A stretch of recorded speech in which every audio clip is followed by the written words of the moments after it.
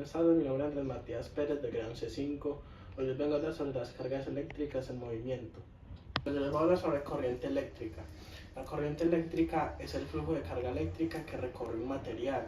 También se puede definir como flujo de partículas cargadas como electrones o iones, que se mueven a través de un conductor eléctrico o un espacio. Se mide como la tasa neta de flujo de carga eléctrica a través de una superficie o un volumen de control. Se debe al movimiento de las cargas, normalmente electrones, en el interior del mismo. Al caudal de corriente, la cantidad de carga por unidad de tiempo se le denomina intensidad de corriente, representada comúnmente con la letra L. En el Sistema Internacional de Unidades se expresa en columbios y segundos, unidad que se denomina amperio, al honor del físico francés André-Marie Ampère. Bueno, les voy a hablar sobre los circuitos eléctricos. Les voy a hablar sobre el circuito en serie. Un circuito en serie es una configuración de conexión en la que los terminales de los dispositivos, generadores, resistencias, condensadores, inductores, interruptores, entre otros, se conectan sucesivamente. Es decir, el terminal de salida de un dispositivo se conecta a la terminal de entrada del dispositivo siguiente. Siguiendo de un símil hidráulico, dos dispositivos de agua se conectarán en serie. Si la salida del primero se conecta en la entrada del segundo, una batería eléctrica suele estar formada por varias pilas eléctricas conectadas en serie para alcanzar así la tensión que se precise. Les voy a hablar sobre el circuito en paralelo. Un circuito paralelo es una conexión de dispositivos, como generadores, resistencias, condensadores y bobinas, entre otros, en las que los bornes o terminales de entrada de todos los dispositivos conectados coinciden entre sí, al igual que sus terminales de salida. Según un símil hidráulico, los dispositivos de agua conectados en paralelo tendrán una entrada común que alimentará, así como una salida común que drenará ambos a la vez. En las viviendas todas las cargas se conectan en paralelo para así tener la misma tensión. Les voy a hablar sobre resistencia. En electricidad se le denomina resistencia a la oposición al flujo de corriente eléctrica a través de un conductor. La unidad de resistencia en el Sistema Internacional de Ohmio, que se representa con la letra griega en honor al físico alemán Georg Simon Ohm, quien descubrió el principio que ahora lleva su nombre. Yo les voy a mostrar dos tipos de resistencias.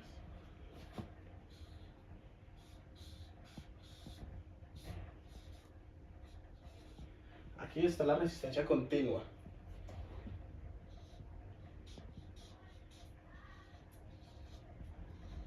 Y esta es la resistencia alternativa. Voy a hablar sobre la energía en los circuitos. La energía en los circuitos eléctricos se refiere a la capacidad que tienen los componentes del circuito, como resistencias, bobinas y condensadores, para transformar la energía eléctrica en otras formas de energía, como térmica, lumínica o mecánica.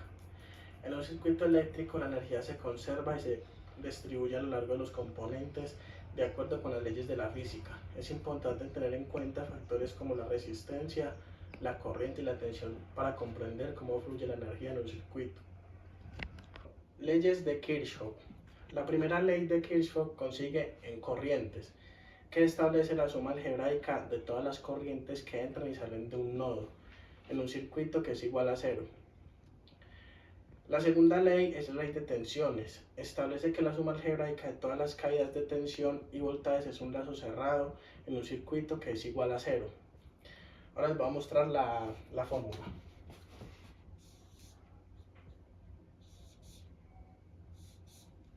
Bueno, aquí estamos viendo el voltaje, la unidad y la potencia. La ley de Ohm está postulada por el físico y matemático alemán Georg Simon Ohm. Es una ley básica para entender los fundamentos principales de los circuitos eléctricos. Establece que la diferencia del potencial que aplicamos en los extremos de un conductor determinado es directamente proporcional a la intensidad de la corriente que circula por el circuito conductor. Ohm completó la ley induciendo la noción de resistencia eléctrica, que es el factor de proporcionalidad que aparece en la relación entre esta fórmula.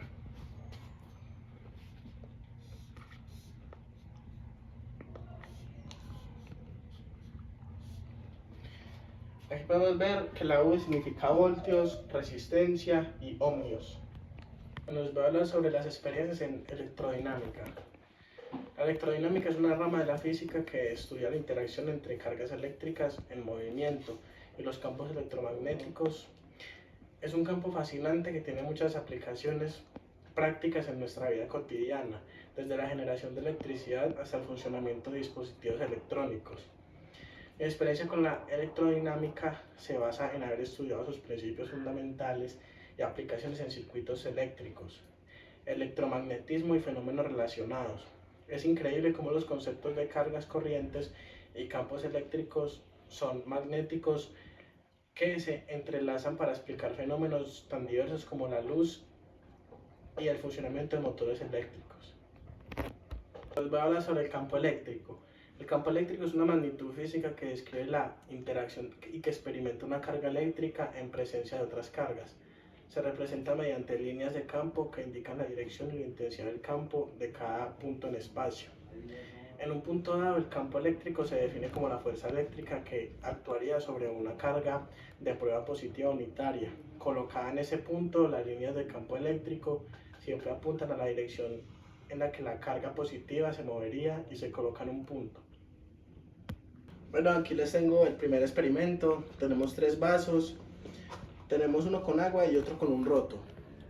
Aquí tenemos papel higiénico y un tubo de PVC, que aquí lo que hace es que frotamos el tubo. Entonces aquí les voy a mostrar qué es lo que hace.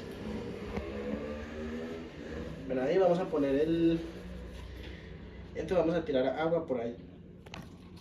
Entonces vemos que el agua se atrae hacia el tubo de PVC. Esto es gracias a que las moléculas de agua son polares, y una molécula de agua está compuesta por un átomo de oxígeno y 2 de hidrógeno. Normalmente es neutra por la distribución simétrica de carga, y al flotar el tubo, este tiene carga negativa. Les vamos al experimento 2. Aquí consiste que tenemos una copa, un borrador, una aguja, un papel de 3×3 y una bomba. Aquí lo que vamos a hacer es que vamos a hacer que el papelito se mueva con la bomba.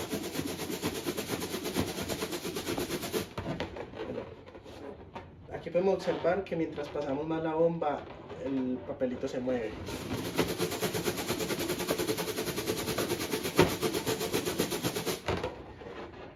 Aquí vemos que el papelito se mueve. Vemos que se mueve por donde mueve la bomba. Bueno, esto se produce que a medida que se mueve el globo, hace que esto se mueva sin tocar nada. Esto se produce por una inducción del globo, y se produce también por las cargas que produce el pelo con el globo y el metal que está dentro de la copa, que es la aguja.